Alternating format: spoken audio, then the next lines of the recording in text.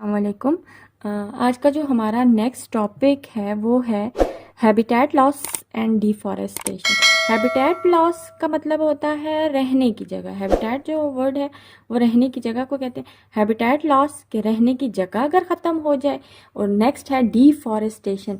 Deforestation का मतलब होता है कटिंग ऑफ ट्रीज। ठीक है, कटिंग ऑफ ट्रीज कि आप के पास अगर एनिमल्स हैं या आपके पास प्लांट्स हैं, उनकी हैबिटेट लॉस हो जाएगी, रहने की जगह अगर ख़त्म हो जाएगी। या दूसरा मेन पॉइंट क्या है, डिफॉरेस्टेशन होगी तो क्या होगा। ठीक है, all species have a specific food and habitat need. हमें पता है कि हर ऑर्गेनिज्म की स्पेसिफिक फूड होती है और उसके रहने की जो नीड है वो स्पेसिफिक होती है। Habitat loss mean destruction.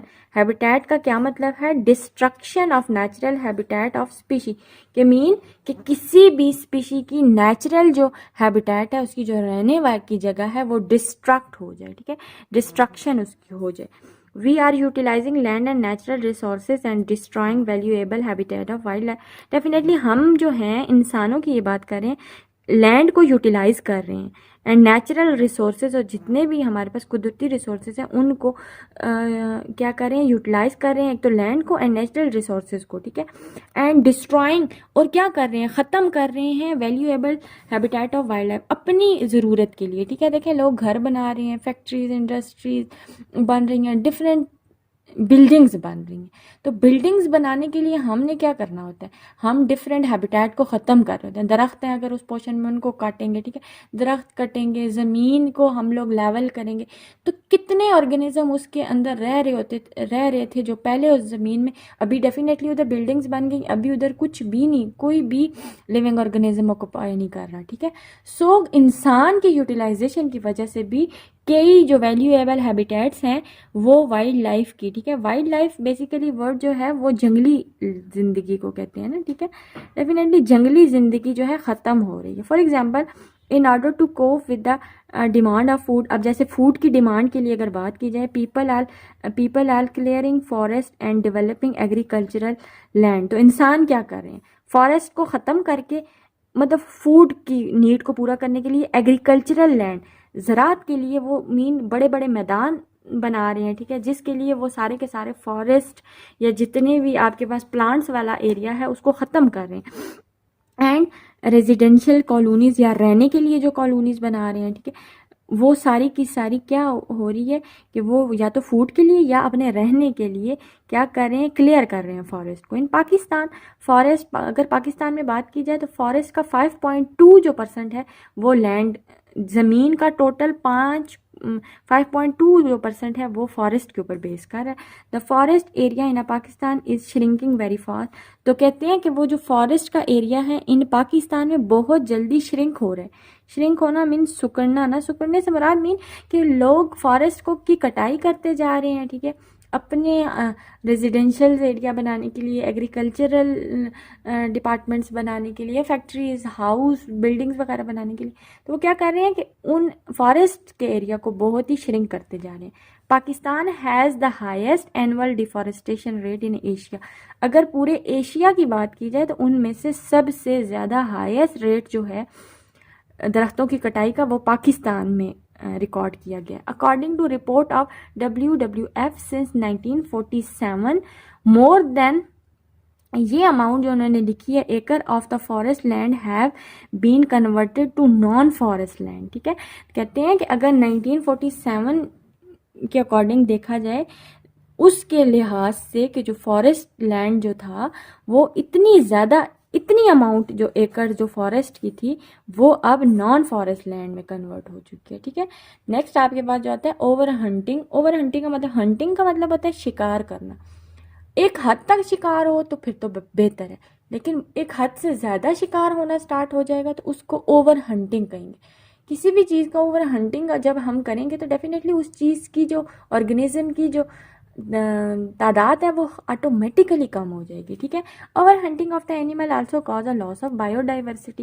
Definitely जितनी ओवर हंटिंग होगी बायोडाइवर्सिटी उतनी ज़्यादा कम होगी। इन पाकिस्तान में बात करते हैं वेरियस लिजर्ड्स, जैसे कि कहते हैं कई आपके पास lizard, snakes, crocodile, large mammal are hunted for various purpose. ये वाले जो ऑर्गेनिज्म है कई पर्पस के लिए इनको हंट किया जाता है। A large number of migratory bird passing through the Chitral, कि कहते हैं एक काफ़ी तादाद में माइग्रेट करना, एक जगह से दूसरी जगह जाना, ठीक है। कुछ माइग्रेटरी बर्ड्स ऐसे हैं जो जब चित्राल के एरिया से गुजर रहे होते हैं, आर हंटेड, उनका शिकार हो जाता है, and killed during their migration, या तो उनको हंट कर लिया जाता है, ठीक है, या उनका शिकार हो जाता है, या उनको मार दिया जाता है जब वो चित्राल के एरिया से माइग्रेट कर रहे होते हैं। सो इट्स मीन कि over hunting is also a very bad effect on the biodiversity, कि आप जितना शिकार करेंगे उतनी आपके पास बायोडाइवर्सिटी की जो अमाउंट है वो कम होती जाएगी, ठीक है। नेक्स्ट है आपके पास introduction are the removal of species. आप जितनी स्पीशीज को रिमूव करोगे, किसी भी, चाहे वो एनिमल है या प्लांट की स्पीशी को जितना रिमूव किया जाएगा, ऑटोमेटिकली बायोडाइवर्सिटी के ऊपर उसका इफेक्ट होगा, ठीक है। When a new species is introduce in an ecosystem, जब एक नई स्पीशी, अच्छी स्पीशी डेफिनेटली इकोसिस्टम के अंदर आएगी, it may prove harmful for the existence of other species living there.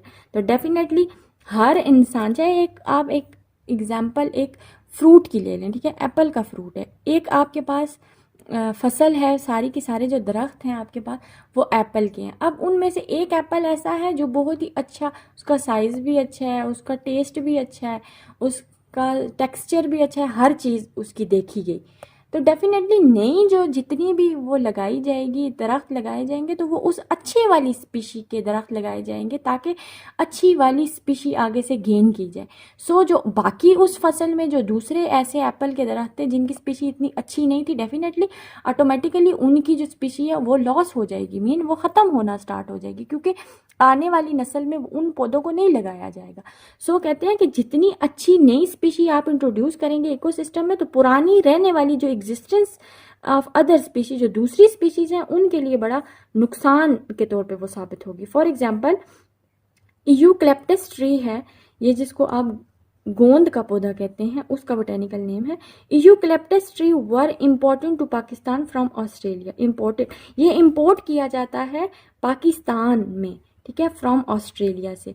These tree consume more water and have disturbed the level of the underground water. ये वाले जो यूकलिप्टस होते हैं, इनका एक मेजर काम ये होता है कि ये ज़मीन से पानी को बहुत जल्दी एब्जॉर्ब करते हैं, ठीक है, और जो ग्राउंड का जो वाटर होता है, अंडरग्राउंड वाटर जो होता है, उसको जो है लेवल कर रहे होते हैं। मीन इन पौधों को उन एरिया में लगाया जाता है जहाँ पर बहुत कीचड़ वाला या मड्डी एरिया होता है, या जहाँ पे ज़मीन में बहुत पानी होगा, उस एरिया में इन पौधों को लगाने का फ़ायदा ये होगा, ये बहुत जल्दी पानी को एब्जॉर्ब करके ट्रांसपायर करते हैं, ठीक है, अपने अपर लेवल ऑफ लीफ से, स्टेम से, टिप से ये ट्रांसपायर करते हैं, और पानी के ज़मीन के अंदर जो वो दलदला सा पानी होता है उसको ख़त्म करने में हेल्पफुल होते हैं।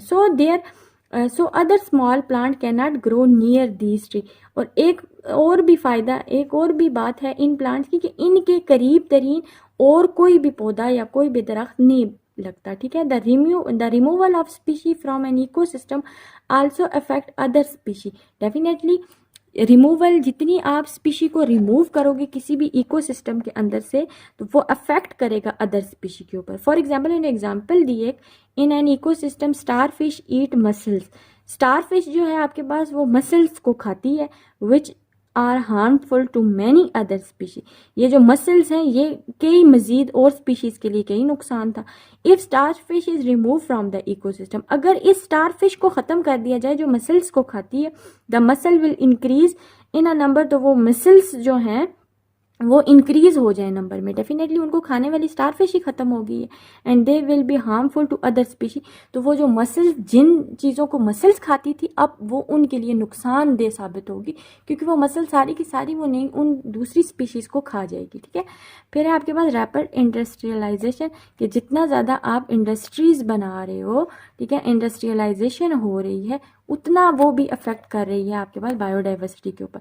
The chemical pollutant release from industries are harmful for species and ecosystem. जो केमिकल्स रिलीज हो रहे हैं इंडस्ट्रीज वगैरह से, वो हार्मफुल है स्पीशीज़ के लिए और इकोसिस्टम के लिए। Pollution is not recognise as a cause of extinction, कि आपके पास आलूदगी है, कहते हैं वो वजह अभी तक नहीं बनी एक्सटिंक्शन का, किसी भी ऑर्गेनिज्म की एक्सटिंक्शन की वजह तो नहीं बनी, but it is usually harm species which live in a small area. लेकिन वो क्या करती है, अफेक्ट कर रही होती है कई हद तक इंडस्ट्रियलाइजेशन, कई हद तक आपके पास लाइफ, वो वाली जो छोटे एरिया में जो जो स्पीशी पाई जाती हैं उनको काफ़ी हद तक वो क्या कर रही होती है, नुकसान पहुंचा रही होती है। ठीक है।